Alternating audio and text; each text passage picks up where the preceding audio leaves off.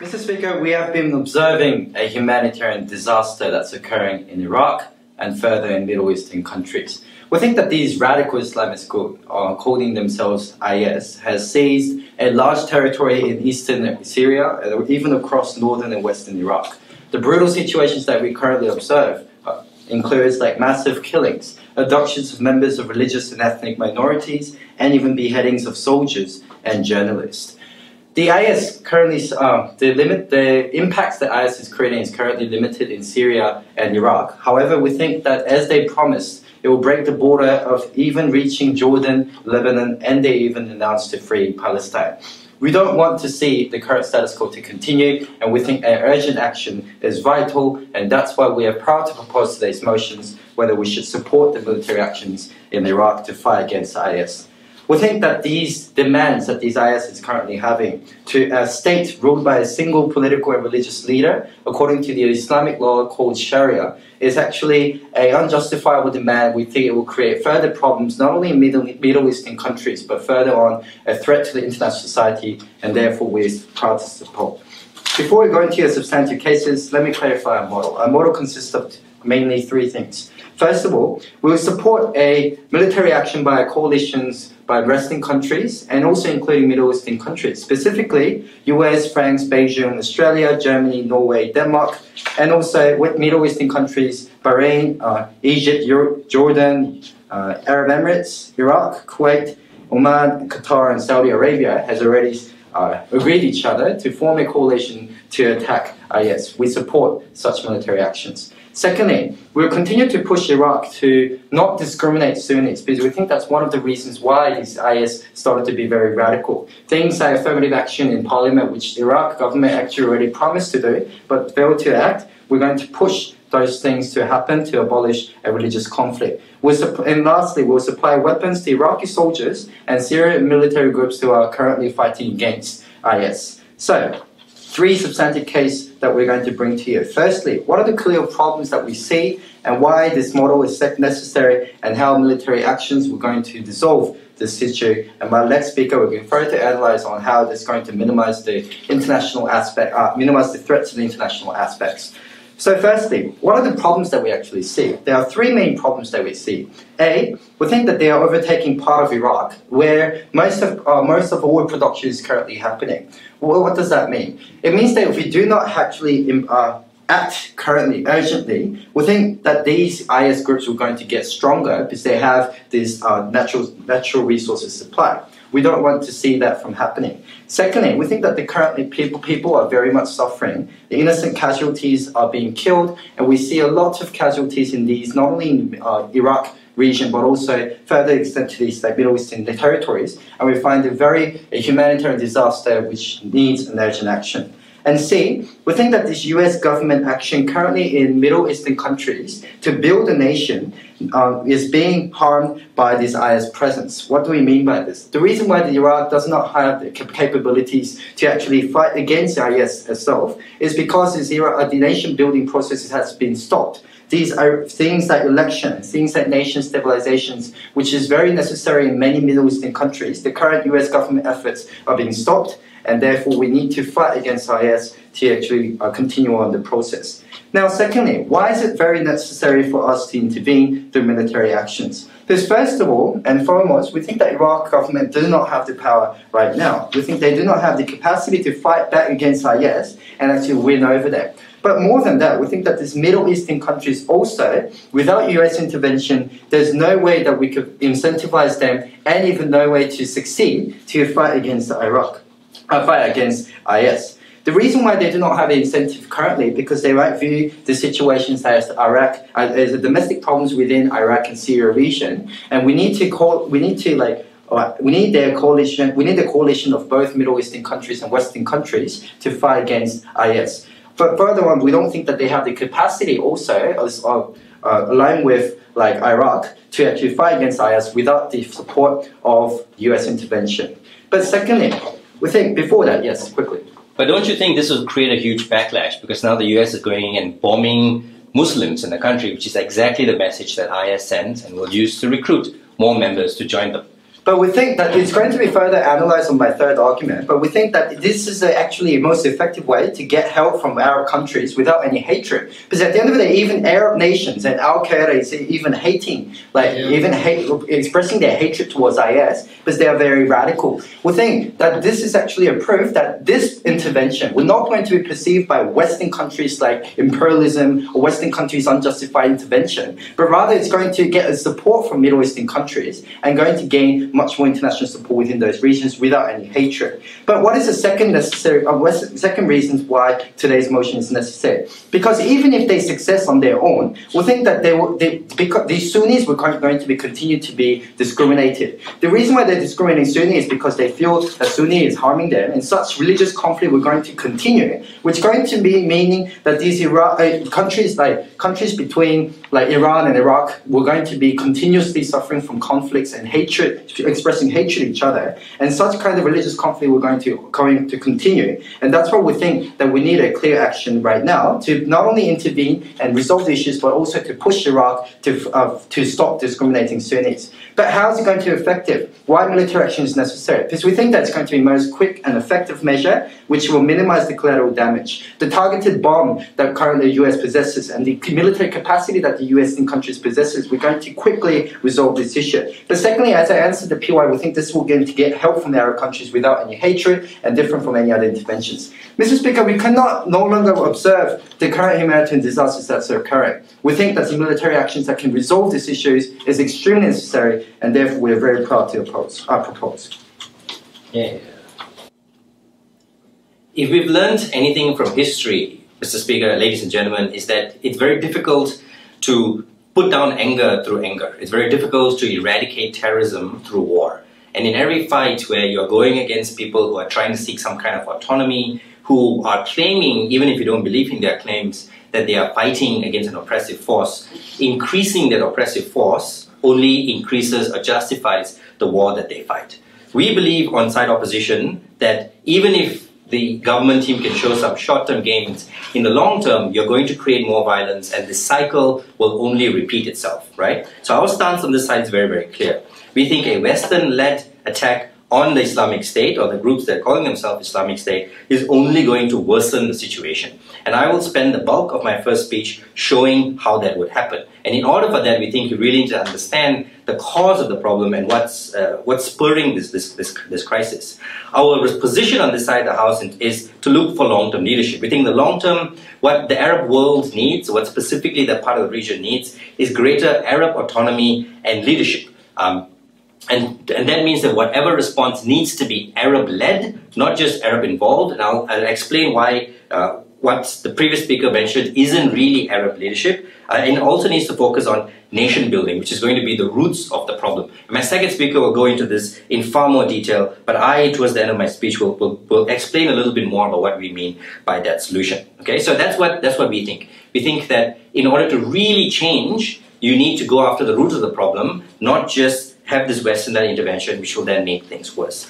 We think the setup provided by the first speaker was fine, and we will largely agree with what he was talking about. And I'm going to include my responses to his case within my development. Okay, so let me first tell you why it's going to be worse, and I'll develop that on 3 levels. Firstly, that it will that this is a war of ideology that's only going to get stronger through the oppression. Secondly, the real cause is on the disunity, and that cause needs to be developed. And thirdly, that the reaction to this will be just further fracturing and redeveloping insurgents that's going to be stronger and harder to overcome. But firstly, what are we fighting? The previous speaker discussed the ISIS and talked about their goals of wanting an Islamic caliphate and so on and so forth, and compared them to other groups. To some extent, correct. But on the larger picture, this is not just a war against a group who wants money, right? A group who's looking to take over land. It's a war against ideology. It's against groups who feel that the West have consistently abused Muslims, who've emasculated them and removed their independence,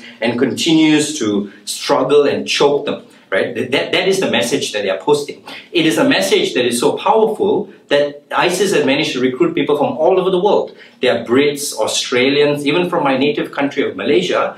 There's a very popular 25-year-old female doctor who's gone and joined the cause, and she runs a blog and tells the world about how she's there to fight the Islamic cause. So it isn't about Syrians trying to make sure that there is Syria. It's a war about ideology, and it's a war perceived as one against faith, right? So we think what they're doing is exploiting unhappy people and people who are frustrated and angry. But what the reaction to this is going to cause is just more unhappy people. It's going to make the ISIS look correct when the US flies over them and drops bombs. And they can say, yes, it's going to be a coalition, and there will be other people, including the first UAE female fighter pilot, but it will still largely be a US-led coalition. The pictures that the Muslims across the world will see is the ones which CNN is showing over and over again of Tomahawk missiles crashing onto places and then bodies of casualties, right? So we say that you cannot fight this war of ideology with weapons and with Tomahawk missiles. Secondly, so then what is that real cause? The cause is that the fact that there are sectarian groups. The ISIS is portraying themselves as Sunnis and exploiting the perceived dissatisfaction of Sunnis in northern Iraq against the majority of Shias of Iraq, right? And we think unless you overcome that disunity, you're not going to solve them. The previous speaker said that they're incapable, right? When ISIS took over Mosul, 30,000 Iraqi soldiers fled in the face of 800 ISIS soldiers. They fled not because they were worried, they thought they were all going to die, but they didn't see a reason to stay and fight, because they were largely Shias defending a Sunni area. But where else? Well, a few weeks later, when the Kurds, the Peshmerga, came up to fight against ISIS, with a much smaller group of army, they successfully pushed them back and chased them out of Mosul. So we think the cause, it isn't really a question of not having enough guns, not having enough soldiers. It's understanding what people are fighting for. And having the US involved will just make people less united and less around the same cause. But you disagree. So can you get rid of all the cause of the conflict in Middle Eastern countries? There's a many cause. US and the Western government is great right now. Can you get rid of everything? Thank you very much. We believe that the approach to getting rid of all those things will be difficult and will take a long time, but it's not helped by Western countries leading an invasion, right? We put that same challenge onto the other team. If they're asking us to get rid of those grievances, we hope that they will show that they will get rid of those grievances to their approach. Finally, we say that what they're doing, and by arming rebels and giving them guns, is creating more ISIS. The ISIS people today are using weapons given to them by the CIA to shoot against other people. So unless you actually get rid of the people who are joining those troops, you won't solve it. Okay? So where we think the fault lies is not being able to build this long-term thing, and we'll develop that further, Mr. Speaker. What we think we've showed you in this speech is that you don't get to solve, to have a cohesive strategy if you go in there and you bomb. You need the Arab League to take more ownership and leadership. If you want to form a coalition, it has to include at least the neighbors of Iraq. You cannot bomb Syria without involving Syria. You cannot not include Iran, who is on the border of Iraq, in that. So this coalition is a false coalition of US puppets. Or at least, if that's not what you believe that that's what ISIS will tell people and successfully recruit. We beg to oppose.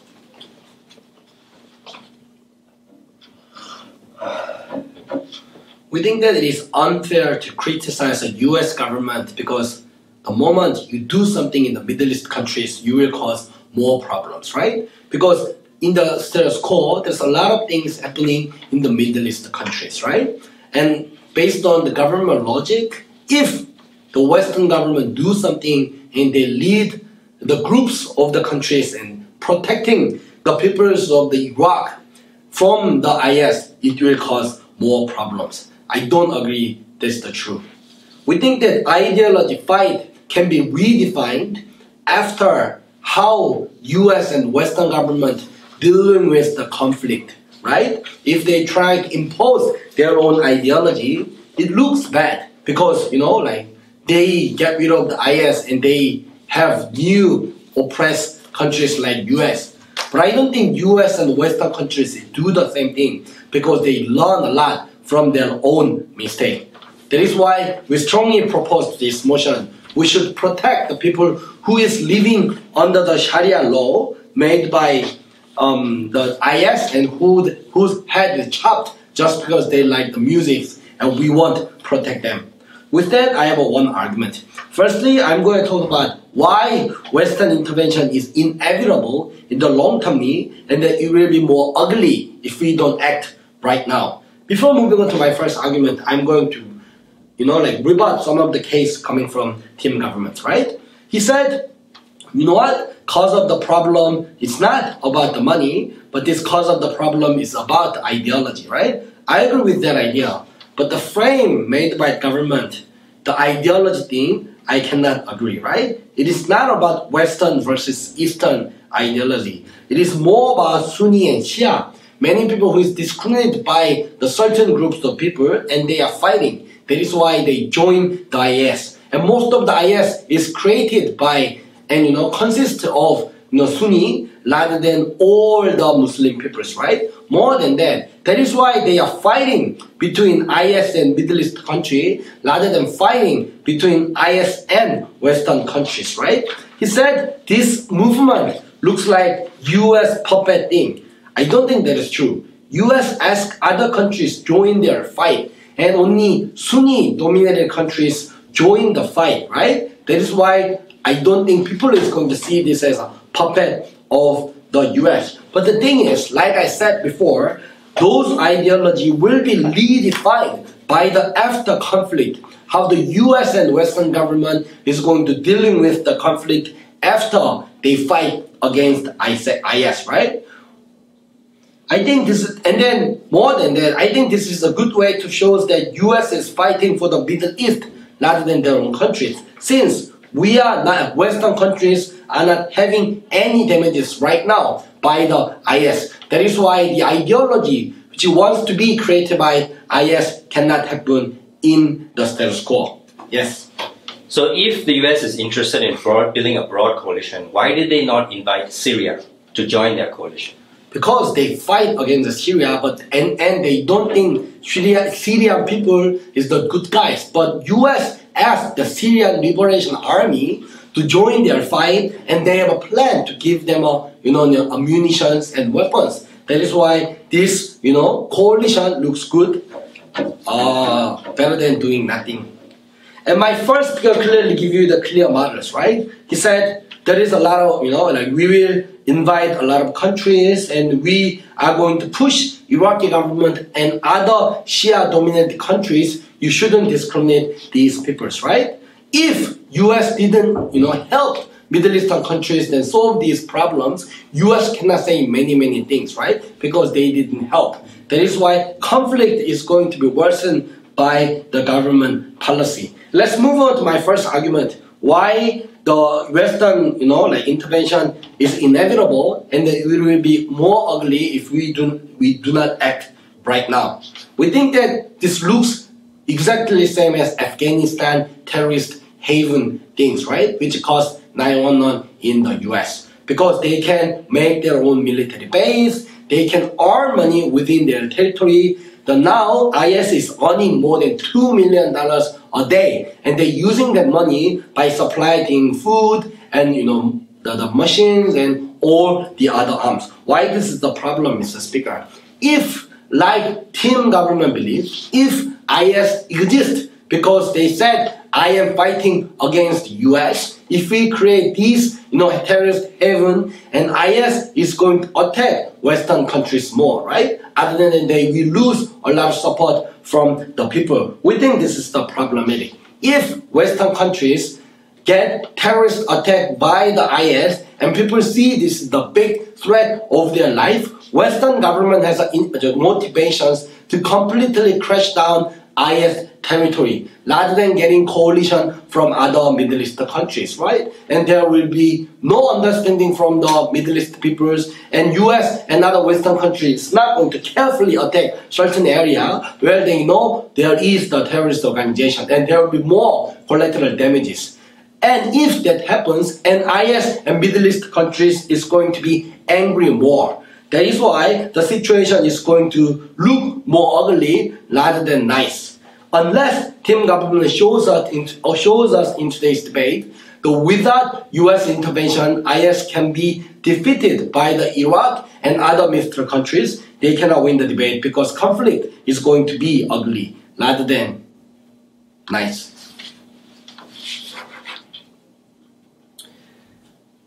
The burden the previous speaker left us with at the end of this debate was interesting, right? Because he said that unless we in the opposition can show a solution, a positive outcome to our approach, then we cannot win the debate. We think the same burden applies to them. We think it's not enough for him to say that we have a huge moral high ground, that people are being beheaded, that children are dying, that there are forced conversions, etc., etc. Therefore, we need to do something.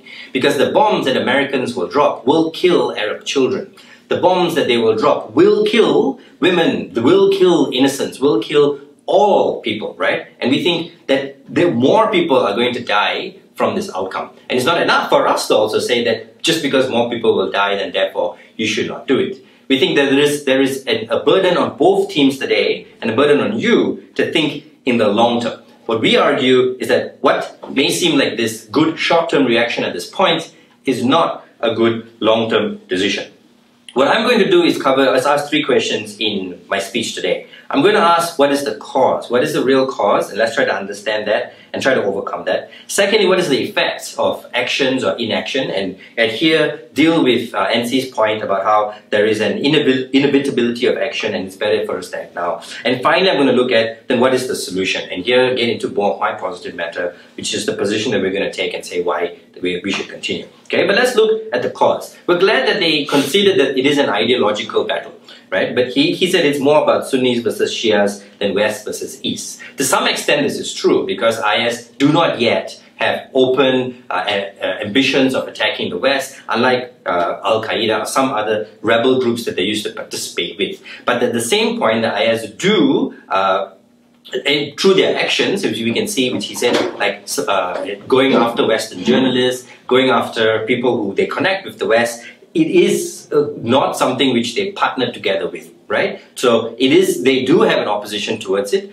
Part of their general open manifesto is opposing how Muslims have been used and abused by the West. In a minute, sir. But we think even if it's a concession between Sunnis and Shias, this intervention is going to be seen like they're taking sides, picking one over the other. Iran is mostly a Shia country. And if you're going to attack the group who is made up of Sunnis or Shias, then shouldn't you also then get a partnership that includes both sides, rather than say we're very happy that we have predominantly Sunni nations coming over to attack a Sunni group? As long as you are proposing and perpetuating the sectarian group, it makes the situation worse, right? What we have on this side is you're not resolving the ideological conflict by intervening and dropping bombs. But yes, sir. So do you think the IS can get same amount of support if they're trying to get the Shia and Sunni? If they can get the same amount of support by involving both Shias and Sunnis. That depends on the IS strategy. There are some groups that go after Sunnis, some groups that go after Shias. We don't see how that makes a difference. The IS is exploiting the sectarian differences between groups. If it was more beneficial for them to go after one or the other, we think that they will. We don't think that necessarily makes a difference. We think it's wrong for the US or other people to also draw sectarian lines, to say we are building a Sunni coalition to go against this other group. How does that make the Shias feel? How does that make the Yazidis feel? How does that make the Christian Arabs feel in that region, right? Because you're not overcoming these differences. Instead, you are perpetuating these differences. And we think that's going to be a problem. So at no level are they actually resolving the cause of the problem. And why it's nice for them to say that we're not doing the same, what they're doing in addition is making things worse by introducing a third actor that is killing more people on one side or the other. But the second thing is, so then what is the effect of this? And I've gotten to some of this later, right, at this point. Now, we said earlier, my previous speaker said it's not a united approach. If you look at the countries involved in the US coalition, Qatar, Bahrain, Jordan, UAE, Saudi Arabia, these are all countries that have US bases, right? These are all countries that serve the US, that launched as launchpads into other countries. So it doesn't really create a balanced view of this coalition. We asked him, why not then Syria, why not then Iran, why not then these nations? Their argument is that because the US sees these guys as the bad guys. Exactly. So the US has already drawn lines in the region. They say, these guys are with us and those guys are against us. And now we're going in to do something better for everyone else. We don't think people in that region buy it, because they know that the US has already drawn lines. You're not doing this for everybody, especially if you're bombing the very countries that you don't want to work with, right? Then he goes on to say, look, it's worse if you don't act now. Afghanistan was this terrorist haven that bred and continued Al-Qaeda. The problem is that the Al-Qaeda wasn't created because Afghanistan existed and was lawless. Osama bin Laden is from Saudi Arabia. They're part of their approach is against the US policies in Saudi Arabia, in Yemen, in Oman, in Somalia, of how those countries are emasculated and controlled by the US. That was the thing that they were fighting against. And as long as the US or the West takes this approach, you're not going to solve this ideological terrorism.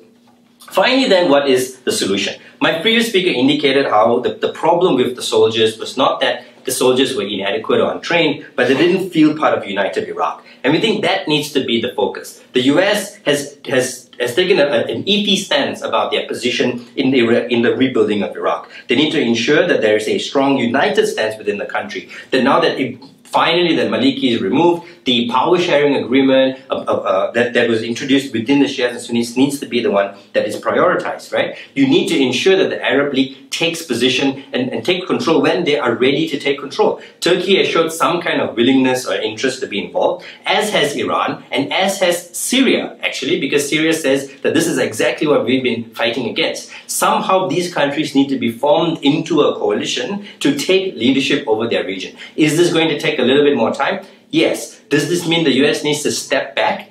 Yes. But eventually, the leadership needs to come from these countries if a long-term solution is going to be reached. Because that's the only approach we feel on this side of the house will eventually solve, to any extent, the ideological problems that exist within the region. Very much pegged to oppose.